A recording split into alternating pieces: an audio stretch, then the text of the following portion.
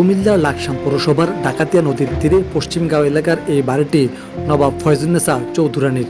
তিনি ছিলেন উপমহাদেশের একমাত্র মুসলিম নারী নবাব। এই ভিডিওর মাধ্যমে আপনাদেরকে জানাবো এই জমিদার বাড়ির পেছনের সব গল্প এবং দেখাবো বর্তমান অবস্থা। ততক্ষণ সঙ্গেই থাকুন।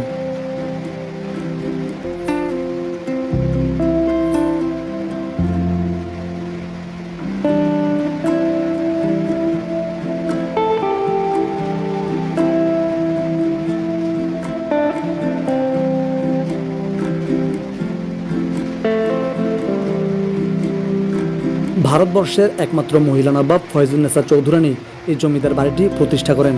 তিনি সম্ভ্রান্ত এক মুসলিম জমিদার পরিবারে জন্মগ্রহণ করেন। বিয়ে করেন আরেক জমিদার গাজী চৌধুরীকে, কিন্তু পরবর্তীতে তাদের বিবাহ বিচ্ছেদ হয়। আর ওই বিবাহ বিচ্ছেদের সময় পাওয়া দেনমোহরের 1,01,000 টাকা দিয়ে তিনি নিজেই একটি বাড়ি তৈরি করেন।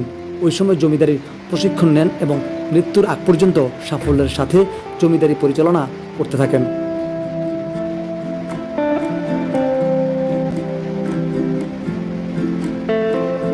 নবাব ফয়জুন্নেসার জমিদারির আওতায় প্রায় হোমনাবাদ পরগনার বর্তমান সময়ের কুমিল্লা জেলার মোট 14টি মৌজা ছিল।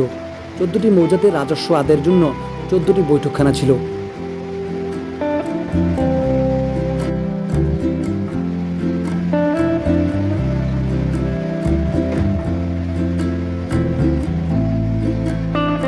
এই জমিদার বাড়িটির পশ্চিম পাশেই নবাব ফয়জুন্নেসা নামে প্রতিষ্ঠা করা হয়েছে মসজিদ, ঈদগাহ ও একটি সরকারি কলেজ।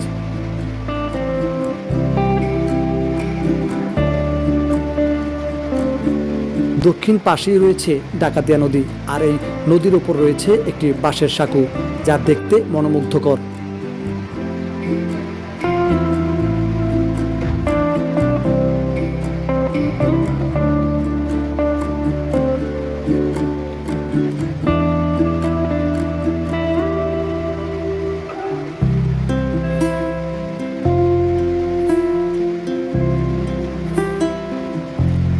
বাড়িটির ভেতরে ঢুকতেই দক্ষিণ দুয়ারি দোতলা ভবন, পশ্চিম পাশে একতলা বৈঠকখানা, পূর্বে আরেকটি একতলা ভবন। মূল ভবনের পেছনে দোতলা রংমহল, কিন্তু সবকটি ভবনই এখন জরাজীর্ণ। পলেস্তারা খসে পড়েছে। ভবনের নিচতলাটি প্রায় ব্যবহারের অনুপযোগী।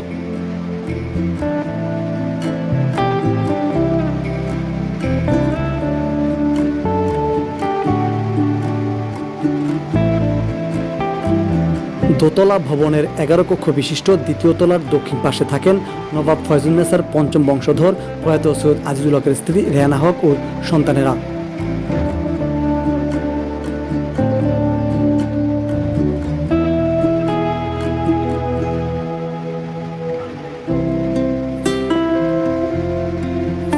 দোতলা ভবনের পেছনে রংমহল মূলত বাড়ির নারীদের বিভিন্ন আচার অনুষ্ঠানের ভবন ছিল।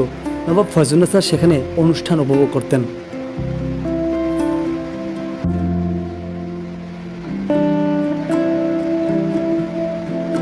প্রতিদিন বহু মানুষ দেখতে আসেন এই জমিদার বাড়িটি।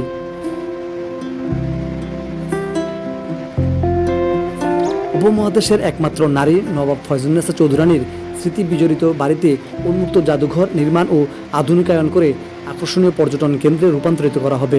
তার মালিকানাধীন 4 একর 53 শতক জায়গা রক্ষণাবেক্ষণের দায়িত্ব পেয়েছে বাংলাদেশ প্রত্নতত্ত্ব অধিদপ্তর।